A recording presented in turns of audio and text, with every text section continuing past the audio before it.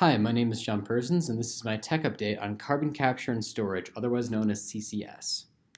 So, what is carbon capture? Carbon capture is defined as the trapping of carbon dioxide and carbon monoxide from combustion and other sources at the point of emission. This technology has actually been around for years and being used by the oil and gas industries to help increase oil and gas production. Recently, however, this technique has been adopted by power and other industrial plants to help reduce the amount of CO2 that they are emitting into the atmosphere. In this technique, CO2 is captured by the plant before it enters the atmosphere. The liquid CO2 is then pumped into the ground to prevent it from affecting atmospheric CO2 concentrations.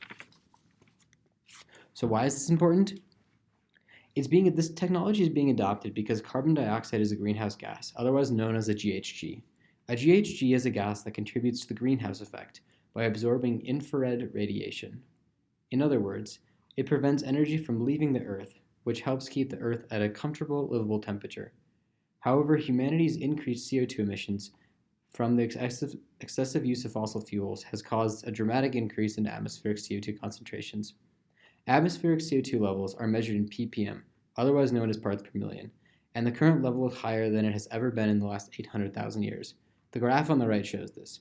As you can see, this is a graph of the last 800,000 years, and the 2018 average was 407.4 ppm, and the highest we know of that it ever reached in the last 800,000 years from ice cores was 300 ppm around 350,000 years ago.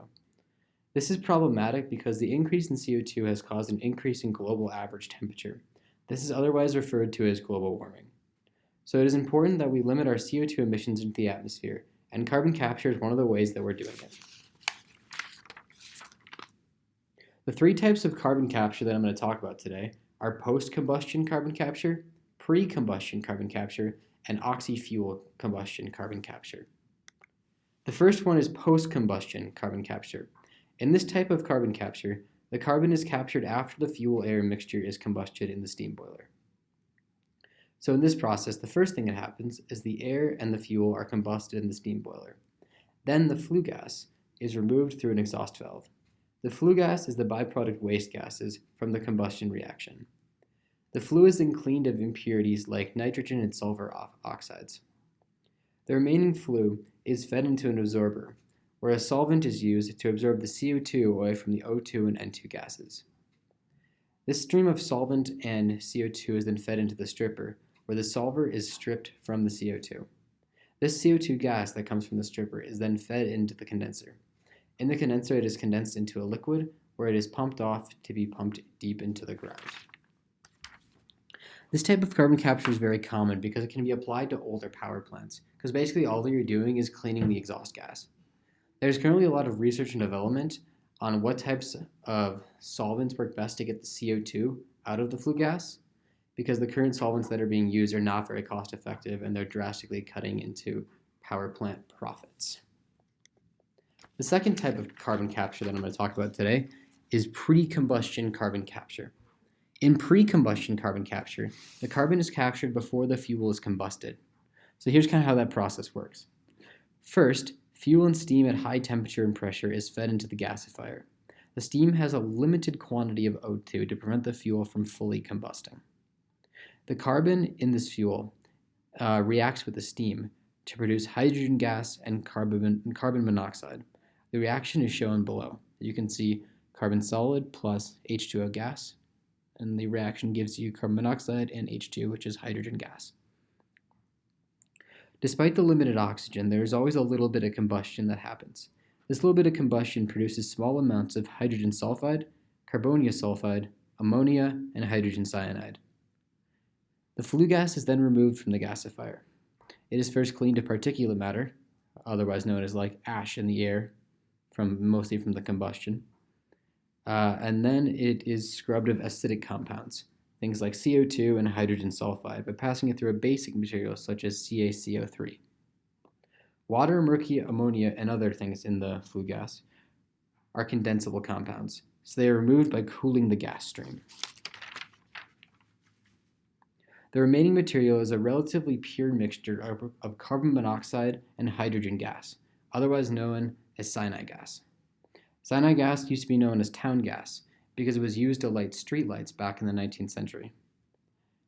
This gas can be used as fuel, or it can be further purified into hydrogen gas to be used in hydrogen fuel cells.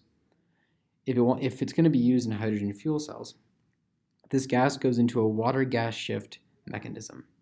An example of one using iron is shown on the right. This turns the carbon monoxide into carbon dioxide and more H2. This is then further purified to pull out the water, the H2O, and the CO2, so you're left with just hydrogen gas. This can then be used in fuel cells. The captured CO2 during this process is fed into a condenser where it is compressed into a liquid and then pumped underground, same as the previous method. The last type of carbon capture technique that I'm going to talk about is oxy-fuel combustion carbon capture. In oxy-fuel combustion carbon capture, the air entering the boiler is purified of nitrogen and other impurities before it enters the boiler. This means that the air entering the boiler is mainly O2. This helps eliminate many of the flue gas components that are hard to separate from CO2 in the flue gas. The flue gas leaving the reactor is normally 80% CO2. Now this is really good. Comparing it to the other methods, especially post-combustion carbon capture, it's more commonly that it's between 15 and 20% CO2. So basically you have a lot less to get out of the flue gas, and so there's a lot less steps to actually getting pure CO2. So once it leaves, it's put through a filtered process to remove ash and particulate matter. It's then put into a condenser to remove the water. And then it's put into a flue gas desulfurization container. This helps to remove all the sulfur oxides from the flue gas. So some of the remaining gas is recirculated back through the system. However, the rest of it, which is just pure CO2, is fed into the condenser. In the condenser, it's compressed into liquid and pumped into the ground, same as the other two methods. So that's kind of the overview of the three main methods that are used today, especially with big plants. And so now, geosequestration is the process of once you have the liquid CO2 getting it into the ground. And so now this can either be done on site or it can be done off site. If it's done off site, the CO2 is put into tanks and transported by trucks, or it's piped to the geosequestration site. Geosequestration works by pumping the liquid CO2 deep underground into porous rock. This allows the CO2 to spread out underground. Above these porous rock layers, there are impermeable layers that the CO2 cannot penetrate. This keeps the CO2 underground and from entering the atmosphere. Both below ground sensors and above ground sensors are set up around the geosequestration site to make sure that CO2 isn't rising back up through the ground and into the atmosphere. As more research is done on these techniques and they become cheaper and cheaper, this technology is going to become more and more common, especially as carbon regulations get even stricter. Thanks for listening.